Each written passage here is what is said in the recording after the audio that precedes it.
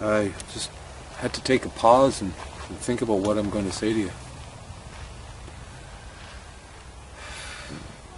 The generations to come rely upon each of us. It's not just First Nations anymore. What is starting to happen is that inside of your own nations, your own countries, people have been brought into this process of entrapment. And they're under various names. And they use different disguises. Economic enhancement groups, impact analysis groups, impact benefit analysis, treaty commissions, treaty society. You fill in the gap. You know what name they are. And they receive large sums of money, supposedly in the name of bringing a fair, honest settlement to First Nations. But not just First Nations in Canada, but around the world. The same process is being used. I spoke with my friends in New Zealand. The same thing. The Maori. And I want to thank them for helping us here, because they've helped me understand that it's happening to them too. So I'm going to ask you all to pay attention to what I'm going to say now. You know what this represents. It represents truth. And the only truth that there really is the truth of change that we all must embrace. It doesn't serve you to be angry with those people within your nation. Matter of fact, it does the exact opposite. It gives power to those outside agencies to continue to cause what you call divide and conquer. It's not about divide and conquer. It's about control. It's about takeover. And it's about assimilation. In other words, the outside countries know this is your land. They know they are your resources. But they also know that you're suppressed, you're oppressed, you're pushed down, and you're hurting. And they offer it. They don't offer this. They offer something else that has no meaning. I can't reach for that in this conversation. I can reach for this. And you know what that means? That when we speak across this, we speak the truth to each other. Be careful.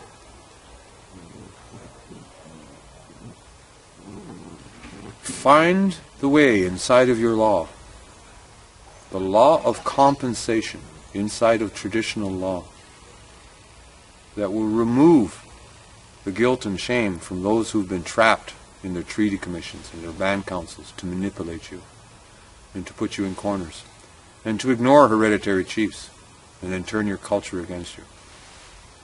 You find the way. Your culture is very old and very wise. And don't make assumptions. The elders are going to say and do things because they're scared. They don't want any more conflict. They don't want to see people getting arrested. This is a war of attrition, but the real war is against the truth of what's really happening to you. So by way of introduction, this is who I am. I'm a friend of yours. Be careful. There's an election coming up. Alliance of First Nations. Why are they not on the front lines? Why are they not standing right now with you? Many of you don't like them. Many think that they're agents. Actually, I see them as kind of like what we see in the Middle East, where people are appointed to represent certain interests. And they're given all the money they need to become the big chief and to tell you what to do. And it's not just in Canada that this is happening. This is happening in all the countries in the world where corporations are trying to take over natural resources. And they're realizing the level of education and communication between the nations, First Nations, indigenous peoples of our planet. We're starting to use the internet properly. We're starting to talk to each other. And when we were encouraged not to speak to other people and not to allow outsiders like me to come and speak to you, the reason they did that is because they knew people like me could see their manipulation. They knew people like me walking with you would create trouble for them. And I'm not interested in trouble. I'm interested in a solution. We have a unique opportunity in front of us for the first time in Canada, where First Nations and non-Native people have the same issue in front of us. It's the corporate takeover of our governments. You look at what's happening in Ottawa, and the changes to every environmental law, and all the things we've worked on to try and preserve Canada as a peaceful country, not one that goes and fights somebody else's war for oil, and doesn't put our children at risk carrying weapons. We're not that way. Canada's a peace nation. What they're doing in Canada, in Ottawa, they're doing in your nation. This so-called majority government is a minority of opinion, controlling all of us. And what's their agenda? It's a war on resources and control. And what are they doing? They're using governments to control their people, financed by banks that are controlled. These corporations are owned by these banks, and it trickles down this way.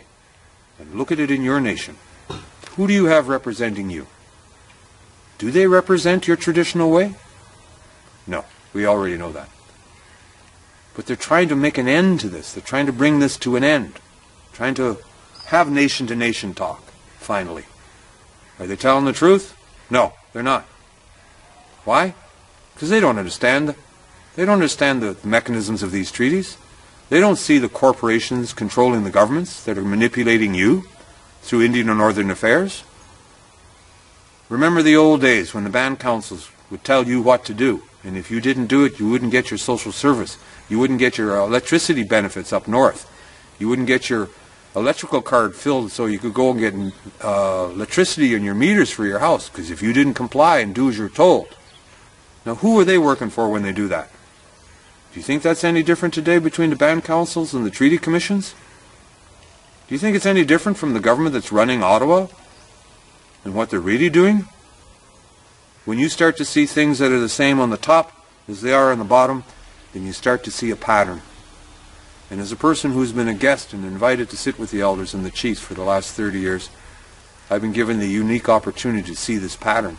And you know what? It's right in front of you now. How do we speak respectfully to each other?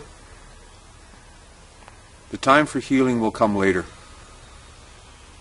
Traditional indigenous culture do not wage wars with each other. They've been trading and negotiating for over 8,000 years. And then an outsider comes in.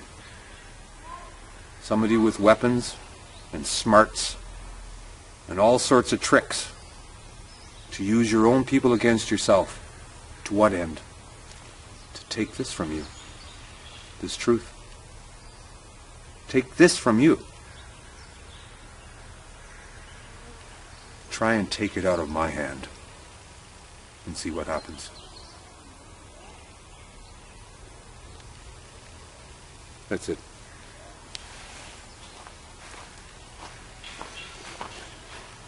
We don't need to say anything else. Nope.